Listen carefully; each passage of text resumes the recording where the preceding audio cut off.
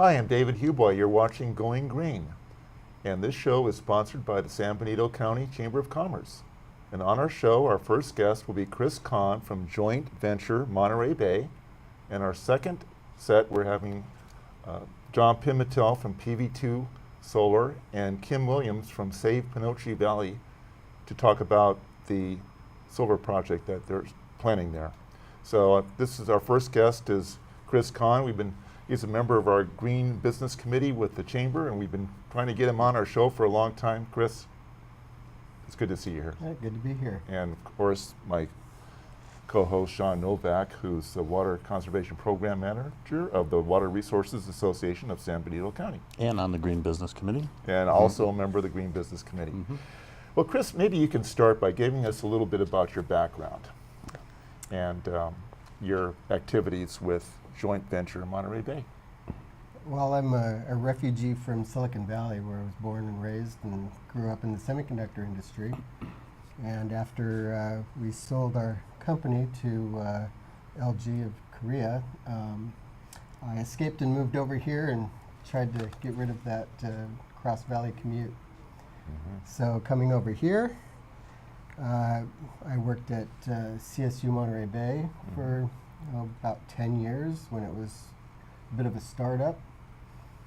We were developing programs for a couple of bachelor degree programs and master degree programs in the business and IT areas. And then after that, I got into the Marina Technology Cluster. I started a consultancy, Con Bernier, and worked with the city of Marina to secure state community development block grants to use to support small business development in their little local incubator that actually was serving the entire region. Great. So you started out in Silicon Valley with all the innovation and technology that they have there, and then you moved to Monterey Bay, where they have all the environmental sensitivity and the beautiful scenery, and trying to, my guess is to get a nexus going there and how to stimulate job creation in Monterey Bay. Is that correct? Yeah, most of the time though, I was trying to figure out what was so different over here, because in Silicon Valley everything was always hopping and innovation was just rampant. And when I got over here, my expectations for startups in such a wonderful environment, I thought that things would be moving quite along. And it turned out that things were moving very much slowly. And so I worked to try to study what was going on in this region. Why was it difficult to start new businesses? Why was there not a lot of the activity that I grew up with? And what I came up with is that in this region, it's like the old days in Silicon Valley, before it was Silicon Valley, where there are a lot of separate little communities that don't really work with each other all that much. They don't really interact that much. And so I started out to look at ways to promote regional collaboration, try to develop a regional identity, and then also I realized that development over here seems to be very slow and not a whole lot of projects. And it turns out that a lot of that is because of the environmental sensitivity, and the developers and the environmentalists I've found are most often really polarized and not so often coming together to the table to figure out how to do projects that everybody can get behind. I see that a lot more of that in Silicon Valley, and so I was interested to try to grow that middle in this area. I've got a lot of interest in growing the economy so that everybody can participate and prosper here, especially with all of the competitive advantages that we have around here. And yet, since we're in such an environmentally sensitive area, we need to do that in a way that respects and maintains the environment that we have.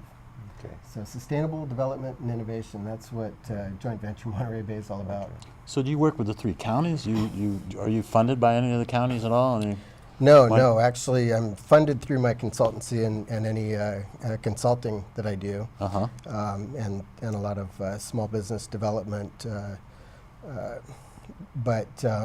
But what I do with Joint Venture Monterey Bay is I go around to all 3 counties and interact with the business councils, the chambers of commerce, various environmental groups, and I look for opportunities, for any development opportunities that I think are good candidates to set themselves up as showcase projects. What I'm interested in promoting is the Monterey Bay region as a showcase for a global showcase for sustainable development and innovation.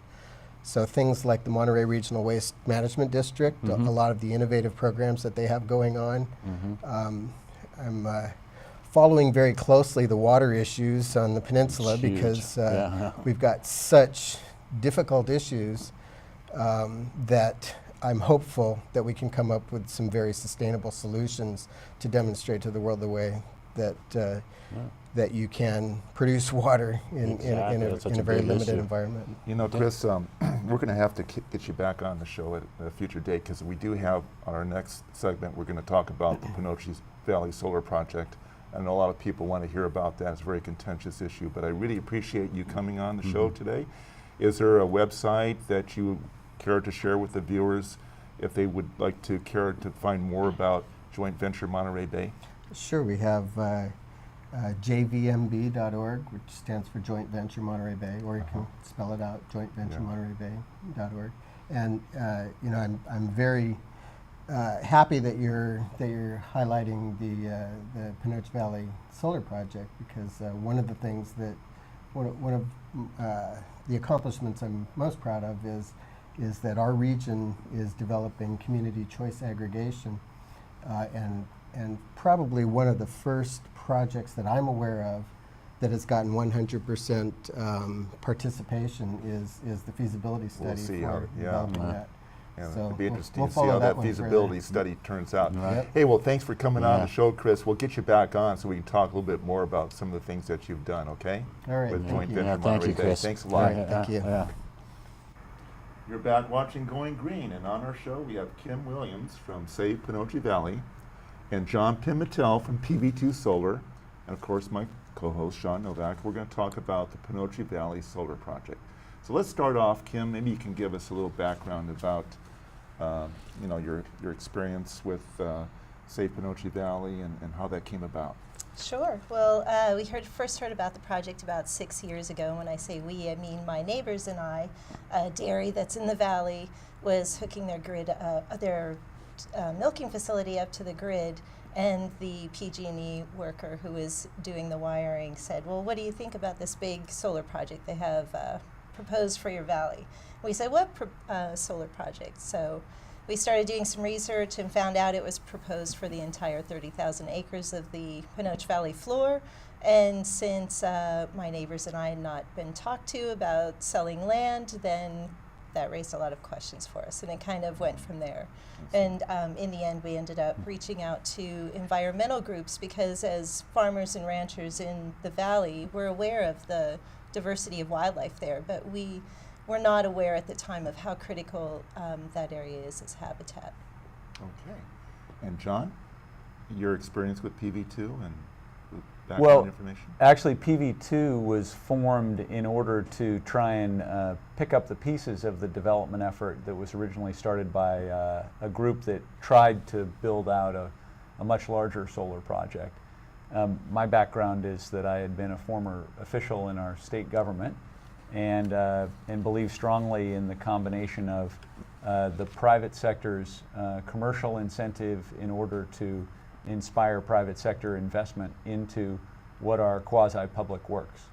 And in the case of large-scale or utility-scale solar project development, it's a very interesting intersection between our public policy goals, which I think our government and our economy are only coming to understand the need to think about renewable energy as a category, But our government can't pay for all those types of projects, and they need to have private sector developers invest the risk capital in order to develop these ideas and try and bring them to fruition. Mm-hmm. And so that's how I got involved.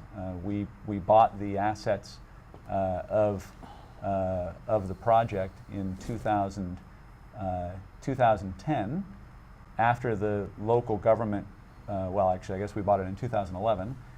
The local government had approved the project in 2010, but because of lawsuits brought by Kim's group and others, the project was not able to be developed by the original group, and so we thought that it was a good project, a great location for solar, and one that was going to ultimately be determined as beneficial for the environment, which is exactly what has happened with Panoche Valley Solar.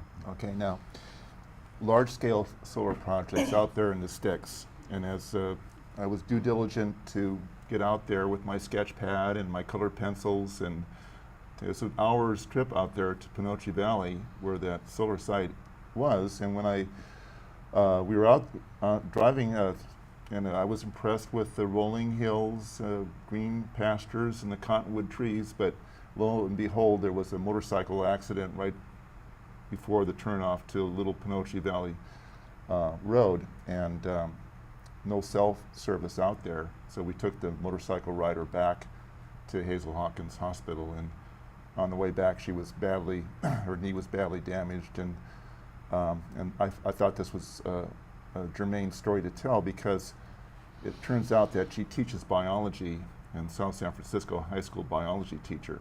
So to get her mind off the pain, I was talking about the protected habitat of Panoche Valley, the giant kangaroo rat and the blunt-nosed leopard lizard and the kid fox. And I think I was somewhat successful in that regard, but we made it back, but I never quite got out there to that site. So Well, David, if you had made it, it would have been a very informative experience for you. One of the things you would see is a 230 kilovolt transmission line that is out in the middle of the sticks, as you say, but as an electron goes, it's split seconds away from the energy load in either the San Francisco Bay Area or Southern California. And so the power from the Panoche Valley can be delivered to those load centers, which are in constant demand for electricity. And that transmission facility was actually built some 50 years ago and is currently underutilized. It was originally built to connect the Moss Landing Power Station over north of Castroville to Fresno County. And as that Moss Landing Power Station has been downsized in its generating capacity, there's been available transmission capacity on the line.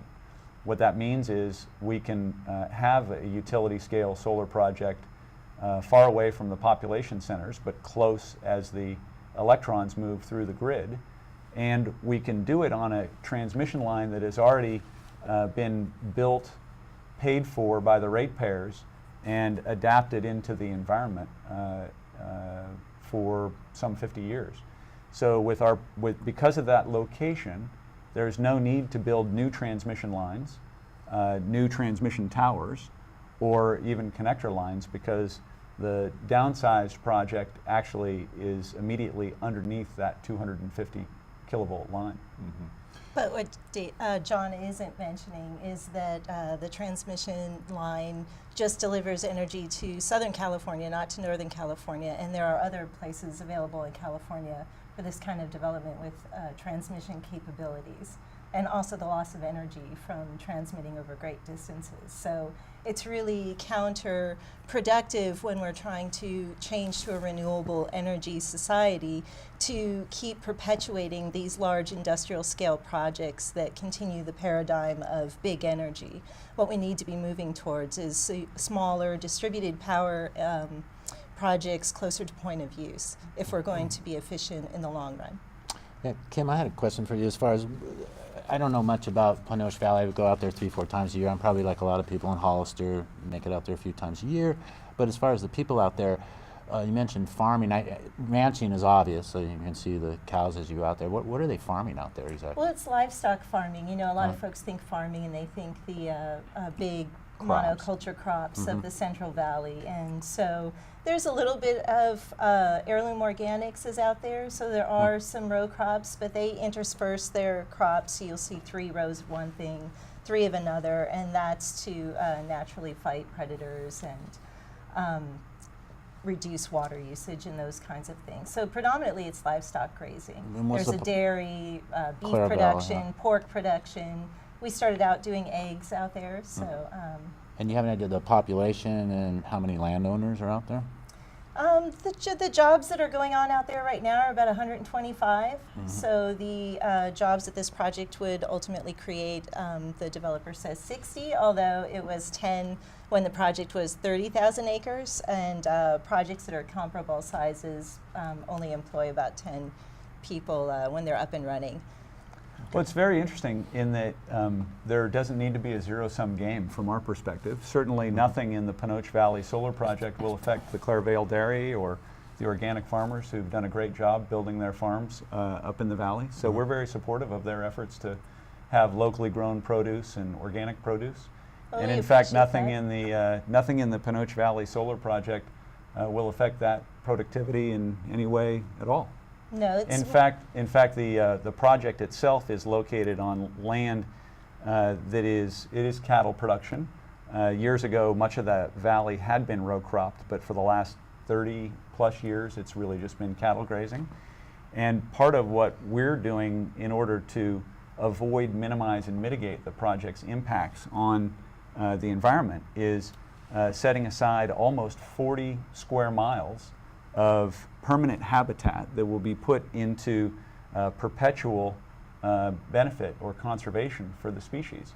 And in fact, several biological experts have said that will be a very material and beneficial impact for the recovery plan of multiple upland species in the area. And so, if anything, we believe the project and its associated mitigation land will further support the alternative uses of the valley, and we're hopeful that that's a very beneficial outcome that people will understand. So that's from the mitigation of the habitat. Is that the reason that the project then was downsized, John? Is that one of the Yes, primary that's right. reasons? In fact, the original developer had some grand ambitions. The project was approved by the County of San Benito as a 399 megawatt project. In an effort to try to further avoid, minimize, and mitigate the project's impacts after the CEQA process was completed. That included the county approval and certification of the EIR, which actually won an award as the best EIR in California by the Association of Environmental Planners in 2010. The EIR was challenged, and in the Superior Court it had 100% win for the project. In 2011, the Superior Court judge wrote an opinion saying that the EIR was sufficient in every way, and the county had done everything properly in certifying the EIR. The project opponents, in an effort to frustrate the project's progress, appealed, and the appellate court took a couple years to look through the issue. They issued a very similar opinion. In fact, it even went further. And in 2013, the appellate court also said that the EIR was complete and sufficient in every way, and gave the project 100% green light to go forward. An appeal period passed, and the opponents chose not to try and take the project to the state Supreme Court. I'm sure that was a rational decision on their behalf after losing in the Superior and the appellate court. And so what we believe, David, is even though we had completed that project and had the approval to build it, we very much wanted to have the state and federal environmental agencies and the third-party NGOs see this project as the net benefit that it is. So we did a whole nother set of surveys. We modified the project significantly, and in the end reduced the footprint down to about 2,500 acres, and that compares to the permanent lands that will be set aside in conservation of over 24,000 acres. That's the almost 40 square miles of permanent conservation. You know, John's not being quite clear on the process of litigation. There is no oversight for counties in the planning department. So if private citizens or an organization would like to contest the certification of an EIR, the only way to do that is through the judicial process. We're a very small grassroots group. We raised the money all on our own, and we did most of the legal work on our own. We did all the research for our lawyer. These guys had an entire bank of attorneys in the courtroom. We had one. That's all we could afford. So we were not able to do enough work to, and the process was really eye-opening. I had no idea that the judges could decide not to look at the record and only look at the executive summary and things like that. So we were in and out of court, and they said essentially that the environmental impact report was legal. And so that was the only determination that was done. But they had not done with the environmental impact process, because now they have a supplemental EIR that's up for review on the county level. And also they're still seeking their federal permits through the NEPA process, the National Environmental Protection Act. So the Army Corps of Engineers is taking the lead on that, and U.S. Fish and Wildlife is co-lead. Now, the reason why the project keeps reducing in size is because all of this mitigation land that John keeps talking about is not suitable for the animals that will be displaced by or are threatened from this project. And that's one of the diagrams that I have back here. You can see there are huge swaths of mitigation land, but it's all mountainous areas. And these animals are found on the flat valley floor. The one area that they do have where the animals are found down at Silver Creek Ranch is encumbered by mineral rights. So right now they're still trying to figure out whether they can save it in perpetuity, because there's a question of whether someone could go in to develop that for oil production at some point, or, well, not in San Benito County. I guess if it not in involves San Benito fracking, County, but, huh? but yeah, those are issues that have to be resolved before that land can be determined to be acceptable mitigation land. And the on-site mitigation land, which are basically corridors where they're not going to be developing, putting the solar panels, they're not large enough. So back in 2010, at the time they were called U.S. Fish and Game, they advised the project developers very early on that this was critical core habitat for the threatened and endangered species that are found there. Now in 2015, they just released another statement saying that because of solar developments that are going on in the other two areas where these animals are found, in Kern County and also in Carrizo Plains, Panoche is now considered a climate refuge for the blunt-nosed leopard lizard. And that's the no-take species that is found on the valley floor. No-take meaning the species cannot really survive with any take from development without facing possible extinction. So I've brought some pictures of some of the animals here, because a lot of folks don't get to see these animals. A lot of them are nocturnal, and so that's really the question here. Yes, renewable energy is fantastic, and we need more of it. The state of California has done a fabulous job of designated areas throughout the state where this development can happen. There's land available right now, not as inexpensive as the land out in Panoche. But John said earlier that this would be similar development because the land had been row farmed before. And that was actually 75 years ago. There has been historical traditional row crop farming out in Panoche Valley, and it reduced the species numbers. And it's been the careful land management of the grazers and livestock farmers that have been out there that have brought the species back slowly, but they're still, on the brink of recovery. And if this project goes in, then, they could face extinction. So that's the real question here. Well, in my background, before I got into architecture, I was into marine biology. So when it comes to the habitat and the intricate balance of nature, I take it very seriously. But we also have AB 32, which requires us to reduce our carbon footprint to 1990 standards by the year 2020. So my understanding is that with your solar project, or the solar project that your PV2 is associated with, it would be enough power to power 68,000 homes for 1 year. Do you contend that? I mean, is that a contention on your part when? That much solar energy with a production? renewable energy, yeah, that kind of production. I do not contend that renewable energy production would be beneficial for the environment, but I also contend this is a false choice that's being presented to people, that you have to decimate these pristine wilderness areas in order to have renewable energy production, and it's a false choice. It's just not true.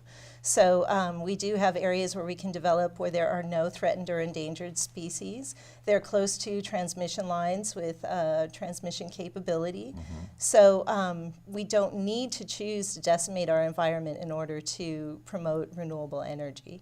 And that's the greenwashing that's going on with this movement. There are government subsidies available and tax breaks, which this project is hoping to capitalize on. And so there's this push to get them through the planning process and not do proper environmental review. And one of the things that we contested in the EIR was that the mitigation land was not properly studied and that there were not protocol level surveys done throughout the project site for these animals. And Fish and Wildlife came back and said, this needs to be done. We're not going to issue any permits until you do this. And now they're coming back and questioning the mitigation land. So I think that we have to listen to our wildlife agencies and properly cite these projects in areas where there isn't that kind of conflict going on. Well, I had some questions on the business and economics part of it. Environmental Sure. I see both sides of that. When I was like, I was all solar, and then you brought up some issues which caused me to think. But as far as the business end of it goes, I know you have a power purchase agreement for 20 years, right, with SCE. What happens at the end of those 20 years? Is it renewed, or how does that work? Well, at the end of the 20-year period, the environmental, or I should say our conditional use permit with the county would have us retire the project. And at that point, the project has been fully depreciated. And I guess whoever owns the project at that point will have to make a decision as to how they manage that process. Of course, we have a sinking fund in place that would pay for the decommissioning of the project. But I want to go back while we're talking about economics on one of Kim's points regarding the tax incentives. Absolutely, this industry wouldn't exist without the tax incentives that were put in place by the state and federal government. In fact, I think that those were visionary in their impact and created the solar industry and even wind industry as we know it today. One misnomer that I want to make sure isn't misunderstood by your viewers is that in fact that tax credit was assumed in the development of the project and in the pricing of the power in our power purchase contract. So it's not that greedy developers are enjoying the largesse of the federal tax credit. In fact, it's a highly, highly competitive environment, and that tax credit benefit equals what is believed to be, by a third-party consultant, about $500 million in savings to the ratepayers of California by having that tax credit come and be incorporated into our lower power purchase agreement price in the projects. Because there's very slim margins on this business. Very slim. Yeah. But the truth is that the big energy companies have the funds, they have the wherewithal to put in these projects, but they're choosing to allow the government subsidies to American taxpayers to eventually fund it. Duke Energy, who was an investor and then pulled out of the project, had profits up to $4 billion 2 years ago. So you can't tell me that those energy companies can't afford to put in these projects on their own. So again, it's a false need that's being generated to capitalize on the government money that's available. I wish I had more time on the show. We could continue on because got a million questions. Try to take a holistic approach on these large-scale solar projects with harmony of nature. There are issues, and that's the reason why I wanted both Kim and John, you to come on the show, and I really appreciate you coming on the show and bring these issues out to the viewers. So, well, thank you, David. And in fact, it's that harmony of nature that we're trying to balance in taking almost 40 square miles of privately owned land, not publicly owned land, and putting it into the public trust for perpetuity. great. Right, That's but the great. project does violate local zoning laws. It's zoned as agricultural rangeland, and an industrial solar facility does not fit into that. So let's not call it like private landowners that want to come in and do some ranching. It's not quite like that, is it? Okay, well, Kim, thanks for coming on the show. Thank you so John, much for thank you- having me. I thank you. really Yeah, appreciate thank I you it. really both. Sean, appreciate it. yeah, Thank you, yeah. thank you. I got a lot Thanks more again. questions. Okay, best of luck.